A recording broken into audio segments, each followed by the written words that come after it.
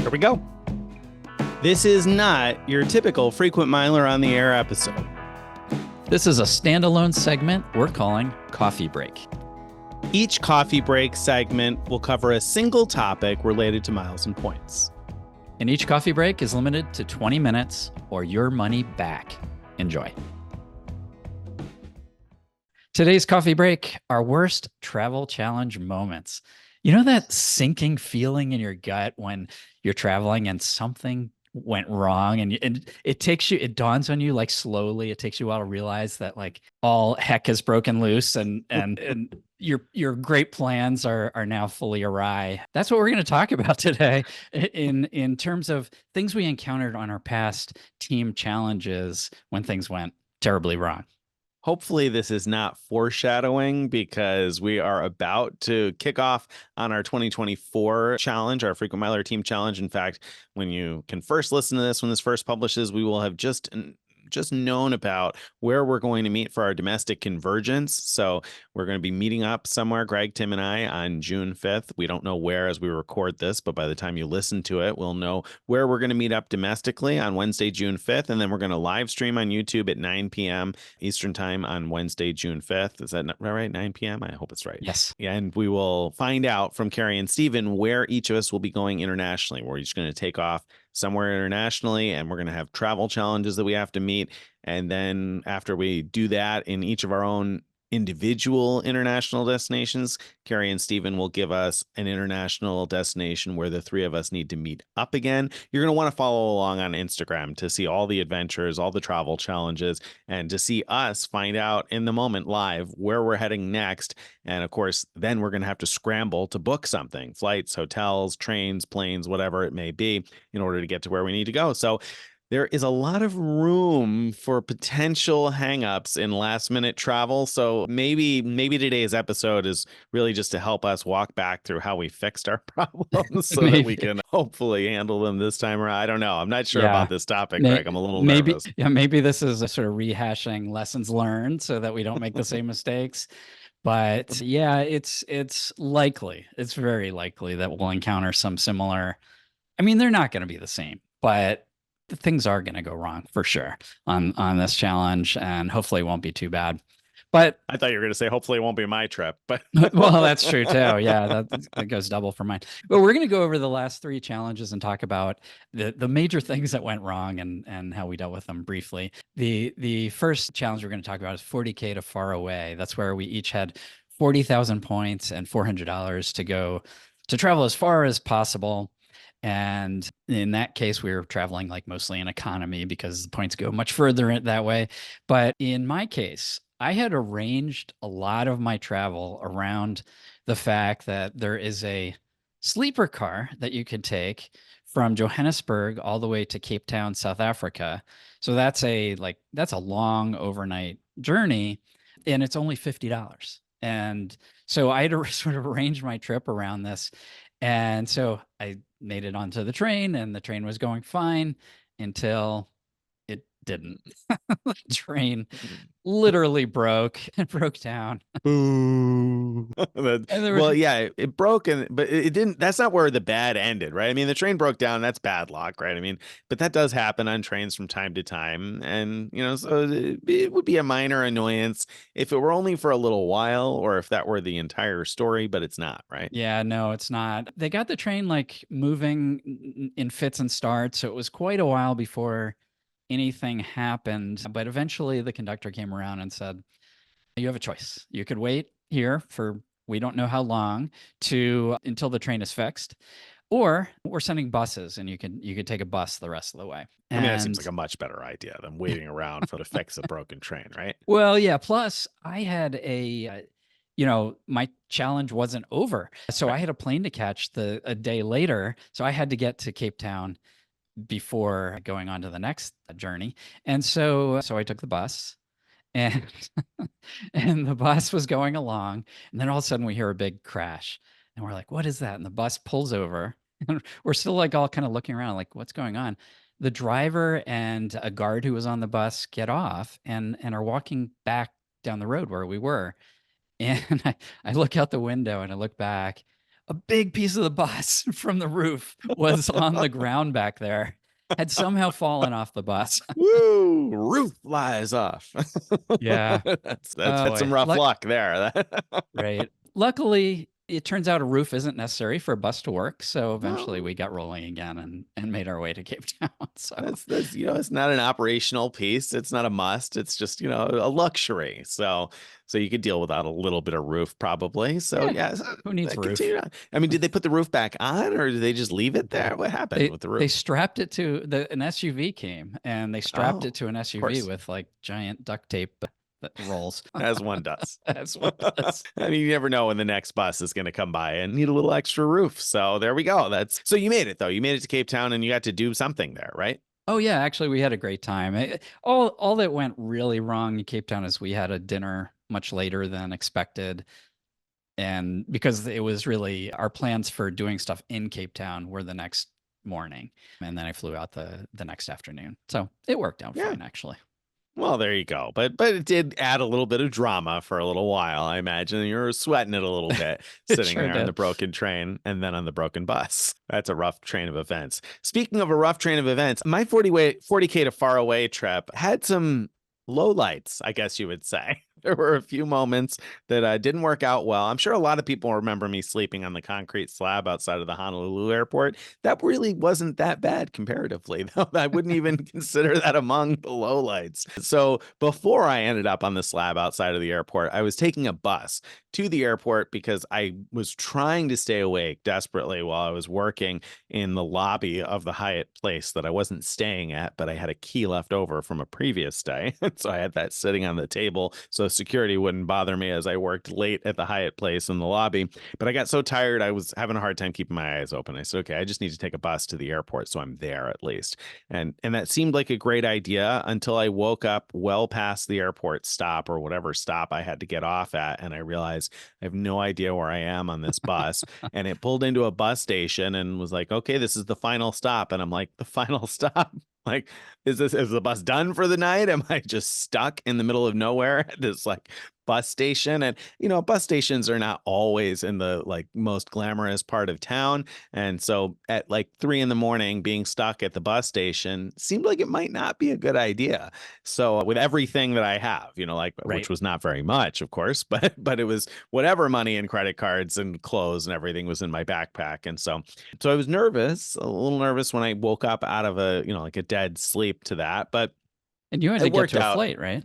I did, but not like until morning time, I think. And it was like three Uh-huh. o'clock in the morning. My flight, I don't remember what time it was, but I had plenty of time to get there. I just wasn't even sure where I was. And then I took a look and it wasn't particularly close to the airport. But luckily, there was eventually another bus, I guess, because I did get to the airport. It just wasn't quite as quick as I thought, and I ended up having to sit on a bench at the outside the bus station for quite a while. But it worked out all well. Worked out in the end on that one. What didn't work out was that after I flew on from there to Tokyo and then to Bangkok, I flew from Tokyo to Bangkok to Brisbane on an Air Asia ticket, and I got to Bangkok and I had this plan for where I was going to go because I could get somewhere like cheaply on a tuk-tuk or something from the airport How because I long was was your flying in. layover?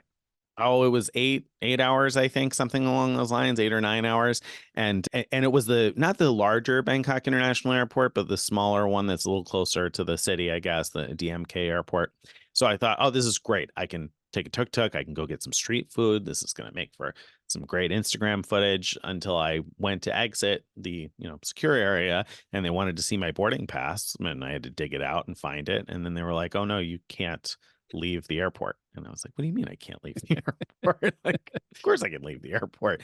And they were like, no, on this kind of ticket, you can't leave the airport. I'm like, but I'm American. I don't need a visa to enter Thailand. Like I can go in. Like this is not a problem. But no, it was apparently a problem. And what I've since learned is I think Air Asia, one of the ways they stay so cheap is they don't pay some of the taxes that you would ordinarily pay to transit certain places. And so for instance, they weren't, I think the problem is that they weren't paying the taxes, or thereby I wasn't paying the taxes to enter Thailand, just to transit Thailand. And so I could not leave the airport because because those taxes presumably were not included in my ticket and there was no way to pay that or anything. So I got stuck in the Bangkok airport for the 8 hours or so. And it wasn't even, again, the major international airports, the smaller, less glamorous of the two Bangkok airports. So, I mean, I solved that by using my Priority Pass membership to get a free head and shoulders massage in one of the Priority Pass lounges. I did a little Priority Pass tour in the that Bangkok airport that was not all that good, but but I did it. And then my last little low light was my bike ride to nowhere, and that was in New Zealand. I had a 8 or 9 hour layover in Nelson, New Zealand, and there's a bicycle rental shop directly next to the airport. Like literally you could throw a stone pretty hard and hit the airport. And so I rented a bicycle and I took this long ride, 20 miles or whatever, to get to a ferry so that I could go see something cool. And I got to that point as the ferry was pulling away in the water. So I did a lot of bike riding for nothing. And of course, I didn't bring any food because I was going to eat on the other side where the ferry was. Sure. And I figured out there'll be places to get water or snacks or something along the route. Nope, not a single place. If I remember right, the pizza place was across the highway, right? And you couldn't get there. It was. It was like this huge multi-lane highway with like fences and stuff. There was no way to get across it. Nice. So yeah, it was painful. Those last few miles getting back to the airport were painful because I had nothing to eat all day long. Yeah, that was rough. Ouch, ouch, ouch.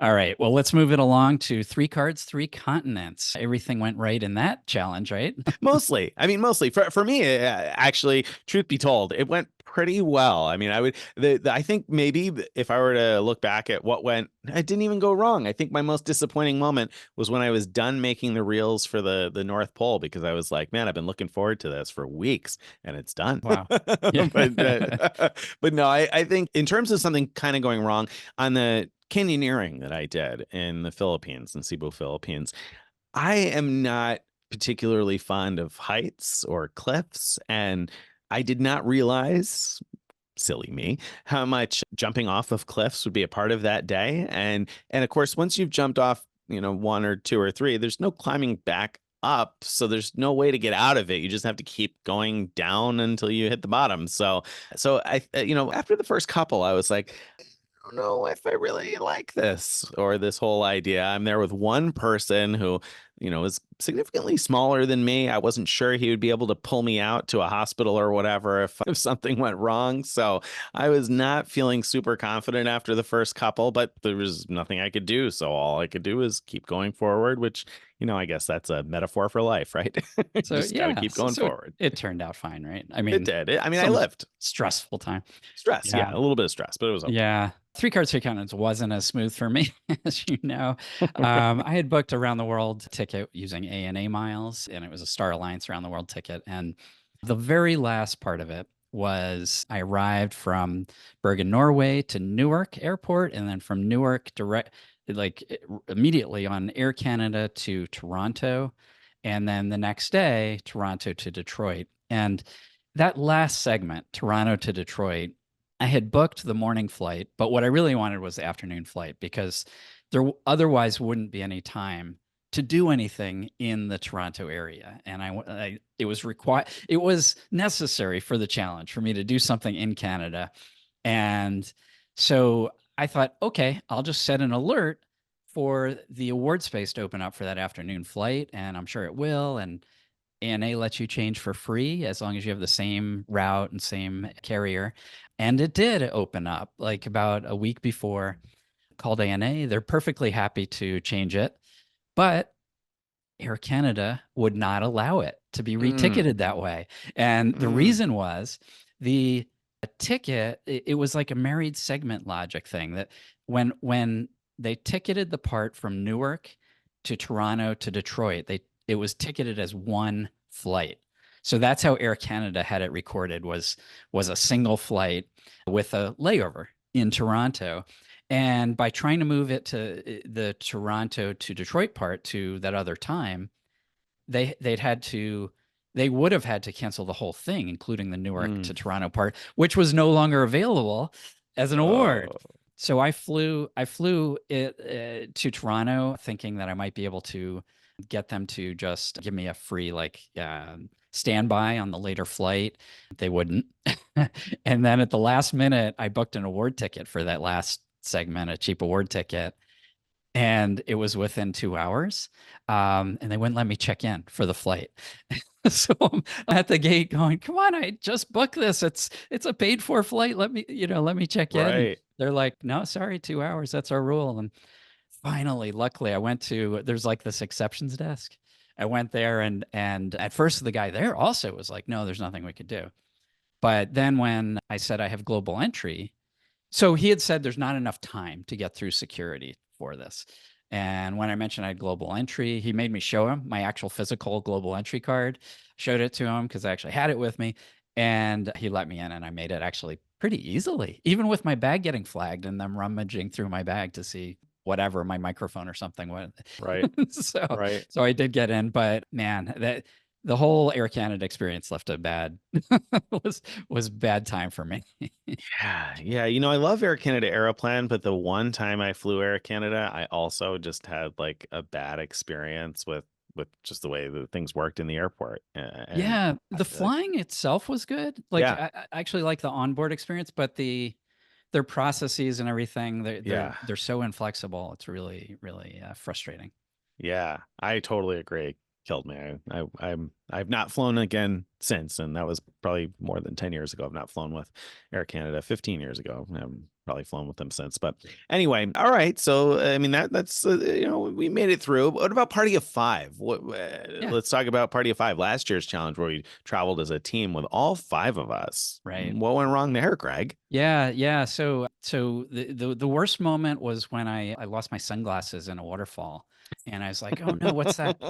That was the worst I don't moment of like day believe 2 of the you. trip. Later that same day, the worst moment was when everybody on the team saw the sea turtles but me. Um, I mean, I don't know how you didn't. It was like right there. I don't.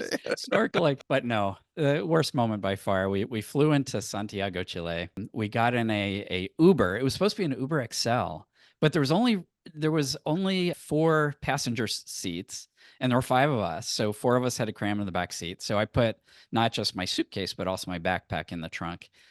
And we drove to the Ritz Carlton, and we got there and we got all our bags out. And I kept looking, where's my backpack? Where's that backpack that has like everything of my head? Luckily, my passport was in my pocket, my wallet was in my pocket, and my phone was in my pocket. But there's a lot of stuff that I needed in that backpack, and it wasn't there. It was stolen Yeah. at the airport. Yeah. And that led to like an entire day of bouncing from police station to police station as we tried to get the police to bring us to where where it showed on the map that Greg's AirPods were, because he could see that on his phone. And we figured, well, maybe his bag is traveling with somebody and we can find them and get it back. And that was a challenge to get a police officer who would entertain that thought to begin with. And then we were bounced like one precinct to another because it kept Right. moving around. He had to The go to different police weren't allowed to precincts. go to another precinct, and so Yeah. when the AirPods kept moving to other precincts. Right. Right. But we did finally get, like, after all day long of this, we did finally get someone to drive us around in the cop car. So we did get a ride around in a cop car in Santiago, and like stop somewhere on the street, and they made someone open their bag and everything. And it was, a little bit of excitement. But yeah, for me, that my little light would be when Greg's bag got stolen in Santiago, because I obviously felt bad for Greg, and it made for a not so much fun day. And of course, Tim had planned a pretty incredible day of whitewater rafting in the mountains, and sunset at a hot spring in the Andes Mountains. It was going to be pretty awesome, and of course we couldn't do that. Although, truth be told, I think like half the group at that point was probably not feeling very well. Like people have been coming down with colds by that point. So maybe it was all for the best. But hopefully this trip goes a little bit smoother, but we're almost out of time and I don't want to have to give any refunds today. So don't forget, follow us on Instagram, Frequent Miler, join our Frequent Miler Insiders Facebook group, and check out Frequent Miler on the Air, dropping every Friday. Follow us on the challenge, and we will see you guys soon. We'll see you on the challenge. Bye, everybody.